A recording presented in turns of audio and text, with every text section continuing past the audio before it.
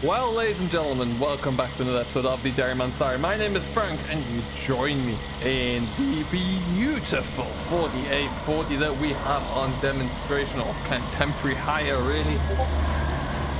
We've borrowed it from the mechanic who is fixing the 77. He's lovingly restored it, and it is looking fantastic. And we're putting it to work at the moment here with a bit of road work and a bit of lugging slurry, and it's doing a magnificent job. We're down on the winter barley field in the extended land, and we're just about finished. We're putting slurry into here because, well, we've got so much of it. We've got a little bit of grassland left to cover, but for the most part, we've covered a lot of ground so far, and we're just trying to get that top yard lagoon emptied out a bit, really. So we figured, why not stick it a bit onto the slurry ground as well, onto the stubble ground, and then we can. This will be ready to plow over. So we've got a little bit more drilling that we're about ready to do. I'm tempted to stick the old, the combination drill onto here and see how it pulls it. Might as well. I'm just trying to wait for a little bit more rain to come, really, to sort of soften that ground up a bit, get a little bit of moisture into the seed bed. But we haven't had any of that for a little while, so don't know when that will come. But this will probably be the last drag up here, I reckon. As you can see, we are pulling a different tanker. This is the Hi-Spec Tanker. This is our new tanker that is ready to roll. So we're going to have a bit of a look at this in just a second as well. Show you guys what we've got and purchased here, because let me tell you, it is a thing of beauty. But we'll get to that in just a moment then. We're going to just head our way back over to more towards the main gateway. But yeah, the condition of this 4840 is mind-blowing. It really, really is. I was never expecting anything quite like this. So lovingly restored. He wanted to get the engine broken into a bit because it hasn't really been properly used, really. So that's what we're setting out to do. We're just going to keep going. As you can see in the gauge there, we're a little bit left to go.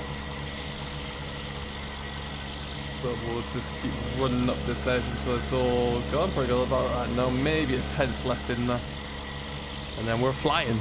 But yeah, otherwise it's beautiful on the road there. It does have the power shift box in it, which does make for an awfully pleasant road speed, actually. Very nice travel. And yeah, it's just some good honest power, really, which is what I like in my tractors. The 7710 is exactly that as well. Really, really nice. The 6820, 6630 are a little bit more modern, but it's still got plenty of power in there. And they still do function very well indeed. But yeah, this is just this is the ancestor, really. For me, this is where it all started. I wish I could get myself one of these. And we're about to empty out there in a second now. But yeah, and there we go. That'll do us. Now just listen to the sound of it. It's just incredible. You're driving around a lot with the windows open, just listening to that purr. It just sounds so incredibly nice. This is a little bit tight to get out, though. I will say that much.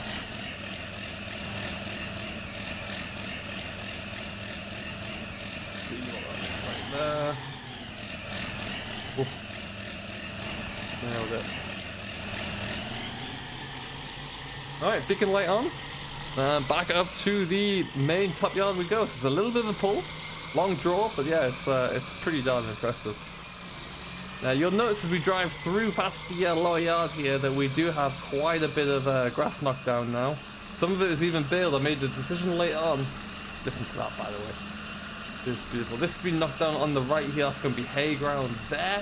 But we decided to wrap those bales up over there. So that's a bit more like haylage, really. We're going to have to bring it into here and get them all stacked up with the others in this stack here. So we might bring in the old get out the old Asus again to do that, but that's a job that we can do when we haven't got anything else on the cards. Right now there's just plenty of other work to do.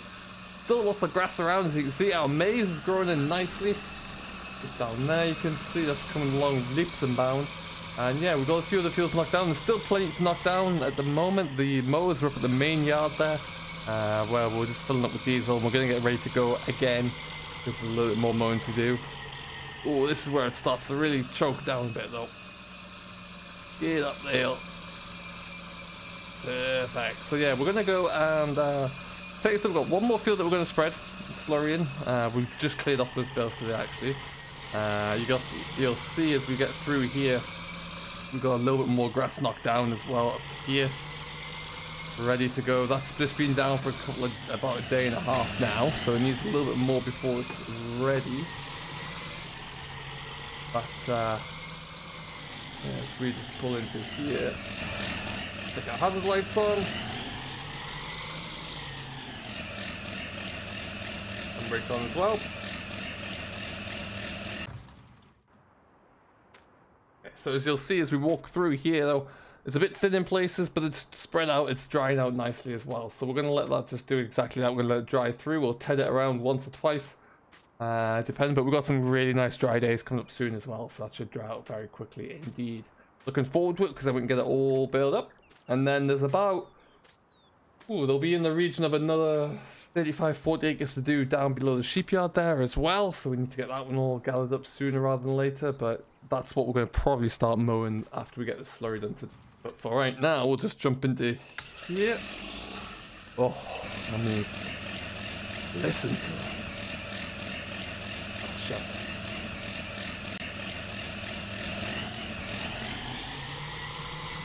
Okay, and off we go again. So yeah, like I say, up to the top yard there, where there's a small field just outside the main yard that needs to have some slurry put onto it. And then we'll be onto the mowers as well. Fellow mowers have been working very nicely. Really do like those. They're coming along very well.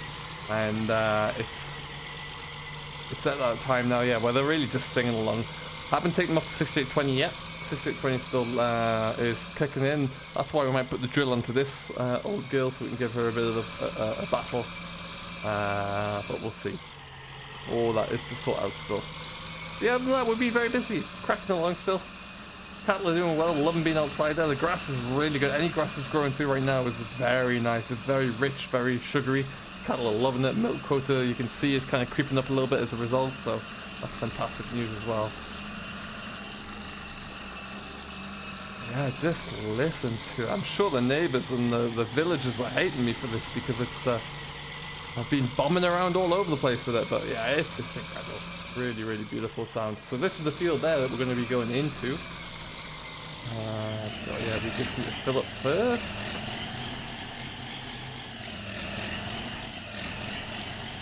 Go that way, plenty of space, and we'll loop around.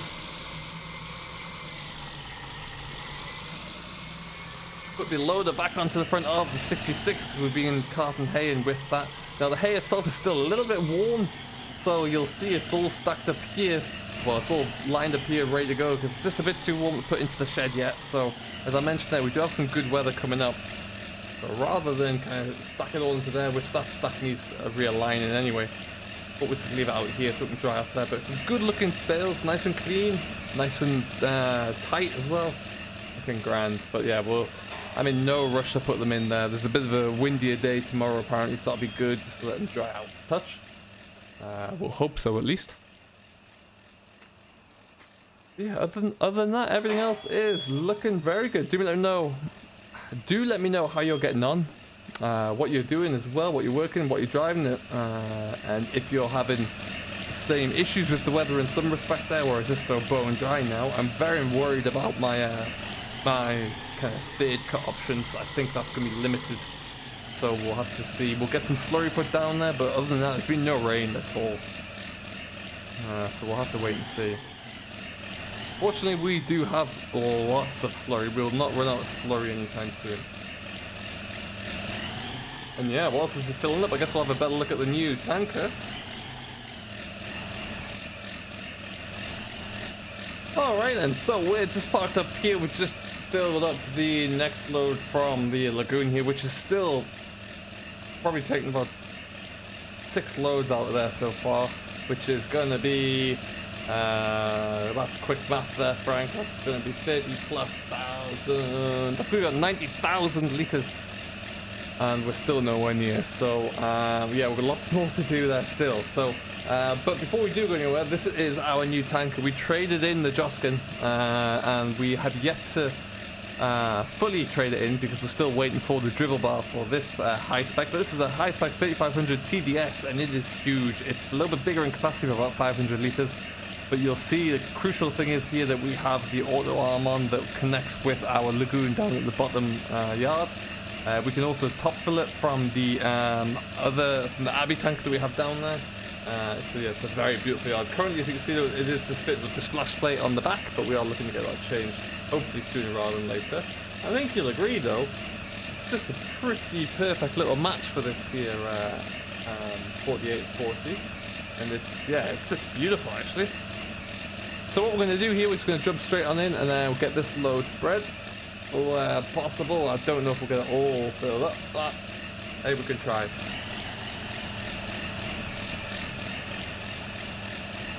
And despite the length here of the tractor and the tanker, it still kind of fits all right. We're not struggling too much, which is always a bonus.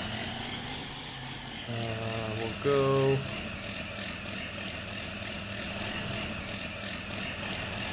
What's that fence post there? Oh, plenty of space.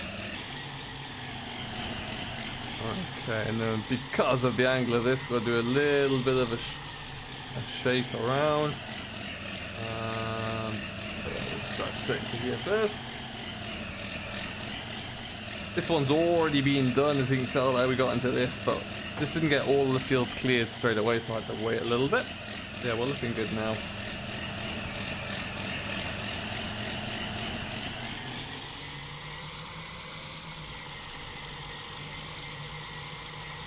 So keep it wider here so that you can clip straight back down into this one.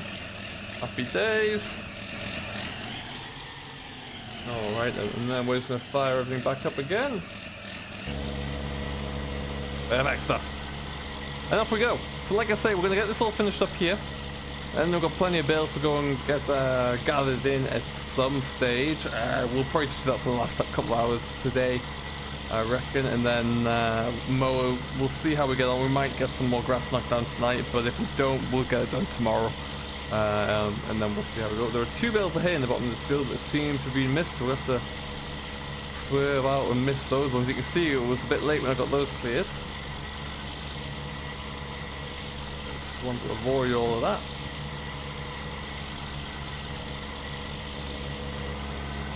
Happy days.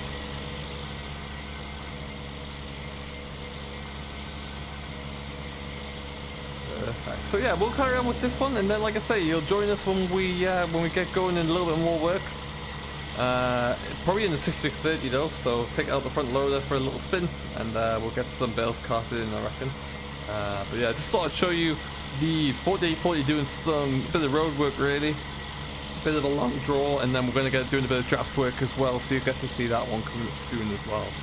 We've got this for a few weeks. I want to get it across everything, really, just to see a bit of old classic machinery in action. That's exactly what I think we'll do, so stay tuned for that one. But for now, yeah, we'll come back to you when we're all said and done. It's almost a shame to have to leave it parked up, really, but it'll still be here tomorrow. We'll come back and we'll get another look at it. See, even the hot air balloonists want to come and have a look at it. It just looks stunning. Beautiful setup. Very, very happy with that. But anyway, onwards we go into the 66, where we'll get cracking. As you can see here, 68 is all parked up looking nice and neat. Again, love the fella mowers there, nice and tidy. Very, very happy with that little trade up. And then yeah, we'll just jump on into the 66, head on down to the lower yard. Well, we'll pick up a bale trailer, and then we need to go and get some bales of hay that we around the sheep yard, actually. Not too many down there, but we'll get more gathered up, and they're probably going to go down to the lower yard again. And then this evening, because it's a nice evening, we might just spend a bit of time on the Asus there, bringing those silage bales in, ready to be stacked up as well. So yeah, lots to do, but it's nice to keep myself busy and distracted at this time. The new dairy manager has started there. He's doing a good job so far. I mean, he's only been in for the first week, so there's not much that could go wrong. But you know, he's doing a grand job there. Great to see him. Great to have him on the team. And we might try and introduce him at some point when we're a little bit less hectic. But that might wait until the fall there, when we're all kind of over the hump of the work, really. It's great to have someone on board now who is very, very passionate about livestock. That's clear to see. And he's doing a very good job with my cattle as well. So, and yeah, so let's really just take the load off things a little bit there. The cattle at the new yard are settling in very nicely indeed. That's fantastic. Hoping that continues. And yeah, hoping that we can continue to get them to grow. It's proven a little bit trickier at the moment to get to buy any more cattle right now with the current pandemic that we're on. A few people are just holding on to their herds. So yeah, we're kind of figuring out how that's going to happen. It's maybe delayed our plans a little bit, which is, you know, it's not the end of the world. We'll grow, and we'll grow when we can.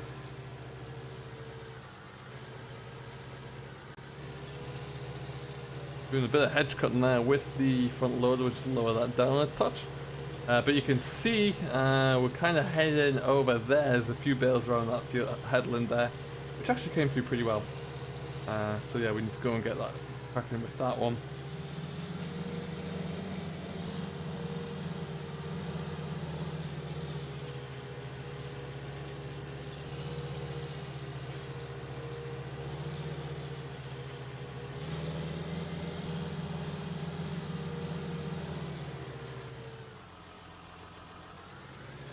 Alright, and in we come here. So you can see that the Abbey is still parked up over there. We still use that. I still get to use an awful lot, actually. I've got some straw that needs to be unloaded as well. You can see that just trying to get around everything is proving tricky at the moment. Lots of just bale work to do down here. So we'll get this one filled up first, and then we'll come back and we'll tackle all of that as well. You can see, though, as I mentioned earlier, this guy right here is why we chose that Hi-Spec as well, because it's going to be able to pump straight into there or out and straight to the lagoon. So when our big lagoon up at the top yard is getting close to full and we just can't get it on the ground anywhere, we can bring it down to there and store it in there as well. It's not ideal, of course it's not, but it's an option, and a viable option at that as well. And then once we get this field all cleared, we'll get some more slurry onto there. We'll be looking good.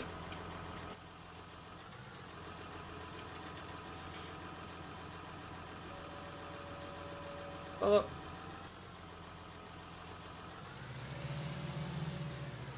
Oh, nailed it.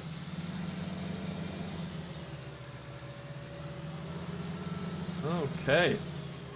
Combine was singing through the that little bit of winter barley it knocked down.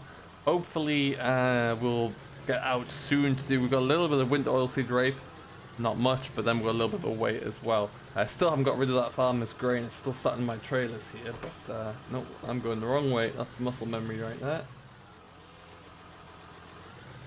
Going back to this away.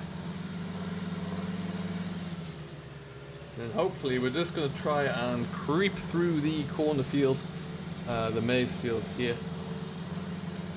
I'm not quite sure how this gap in the hedge materialized, but it's been here for quite some time. We're just going to sneak along this side anyway. And then, yeah, you can see the bales are in twos because of the way that I always try and bale those out with the Class Uni wrap there. And then once we get this knocked out as well, this is one of the next fields that we're going to come into to get knocked down as well. So it shouldn't take too long. What I think I'll do is just park the trailer somewhere relatively in the middle. About here will do it. Stop.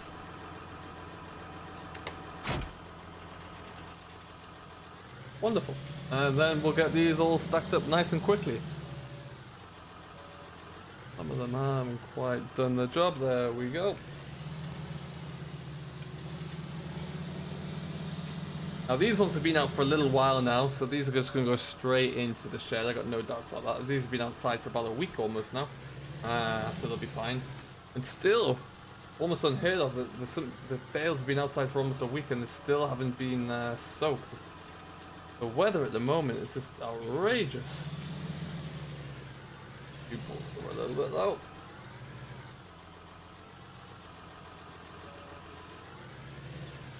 In there, but so slightly.